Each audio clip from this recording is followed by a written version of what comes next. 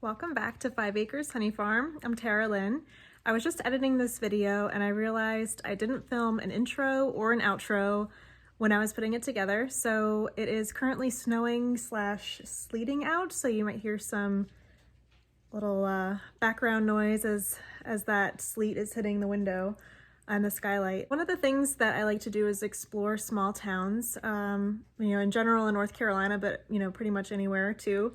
And I kind of put a lot of my exploring on hold when the shutdown happened, and then we had a lot of family illness and death last year. So right now, taking advantage of the bees and the garden not really needing much in the cold winter months, and I'm trying to explore small towns again. So the first ones on my list for the year were Kinston and Goldsboro. And Kinston is known for the Chef and the Farmer, Vivian Howard's restaurant. So it's a restaurant that I've always wanted to visit, and just things have been, crazy the past few years. So didn't really make time to head out there. It's just about 2 hours from our home here in Pittsboro. And it's definitely something you could do in a day trip, but I figured it would be good to take advantage right now of the fact that, our dog passed away last year, and we don't need to right now manage, dog boarding or anything. So really wanted to take advantage of that flexibility and spend the night out in Kinston and just explore the area. We stopped in Goldsboro on the way, stayed the night in Kinston, and then, headed back. I'll take you along for that little journey, and probably over the next few weeks before things start to warm up, this will be like a little mini small town series, and I'll be visiting some more places. If you know of any cool small towns around North Carolina, please let me know. If I can't get to them now, they're gonna go on my list, and I love exploring. And bonus points for you if you are pointing me in the direction of any donut shops in these small towns, or any bakeries too. Our first stop on the way to Goldsboro is in Raleigh at Hummingbird. I'm just parking. I ordered a macchiato, and this has more foam than I was expecting. It is quite delicious though. I decided to get the cauliflower steak, and Mike did a traditional eggs, bacon, and sausage and all that good stuff. And we've made it to Goldsboro. It is really, really clean. Not that I was expecting it to be dirty, but it is exceptionally clean, every sidewalk. We had a baker that only baked for us, and he made wonderful quiches and cheesecakes and baklava. We were the only people in town that had baklava, and so I'm sorry. That last place we just went in, I wasn't sure if it was a shop or a restaurant, and right now it's a shop, and then I learned we're on the Mountains to Sea Trail. And it's a creative community because they've got a public player piano, and they keep it out of the sun, so the paint looks pretty good, but the keys have seen better days. Online it looked like there were several coffee shops, but this is the only one we saw. And I love the coffee shop's note jar, it's so cute.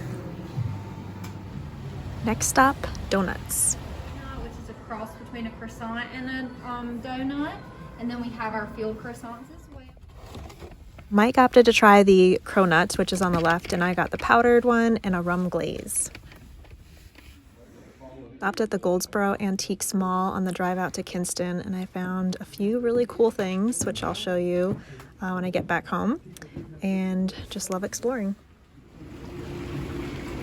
We're spending the night at the Mother Earth Motor Lodge in Kinston, which has a really tropical vibe to it. This is our view, and here we are, hi.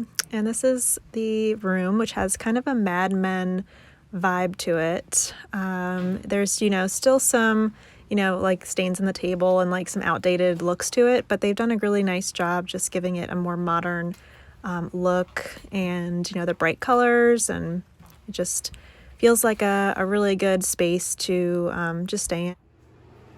The bathroom's partially updated too, and I forgot to mention this is the King Suite. So if you're staying here, this is what the suite looks like. I think fellow beekeepers will appreciate this hotel. Time for dinner.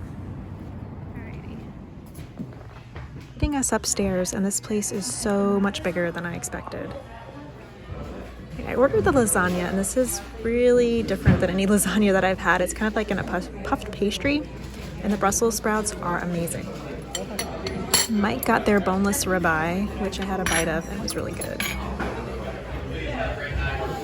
Mike got a banana chocolate pudding, and I got a carrot cake, which was also very good too. Time to check out and head back home. We decided to stop in Raleigh to get breakfast, and we're going to Transfer Food Hall to get Benchwarmer's bagels, because anytime we've been to Transfer has been at night, and at dinner time the bagel place isn't open, so we are gonna take advantage of this and get some.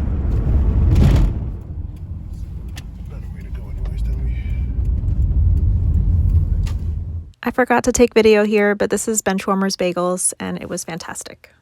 I got the za'atar bagel with honey bacon butter on the side. Awesome. This is one of the pieces I found at the Goldsboro Antique Mall. I've been looking for these bins. I've just been storing my potatoes in the basement, and they're not like fully in a dark space, so they do tend to sprout and they're not storing for as long. So this has some slats on the side. So I'm gonna see how it goes in the next season after I harvest potatoes. I don't plan on keeping the onions down there. I was under the impression that you don't want to store your potatoes and onions together because onions will kind of promote the decay, and like, you know, they're not really good. Like, you want to keep your garlic and onions away from any other produce that you're storing. So I have seen these old storage bins where this was a common practice, but I don't plan on storing any onions in here. But I like this cute, you know, slang on here. I think the colors are nice. And also, whenever I see these, they are like $80 or $90, and this was only $34.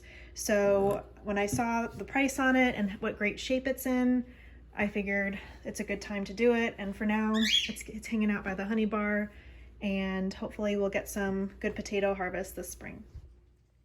Thank you for watching, and again, please like, comment, tell me the small towns that you like going to around North Carolina, or Virginia or South Carolina, you know, on the bordering states, because that's always good for an overnight or for a day trip. Let me know.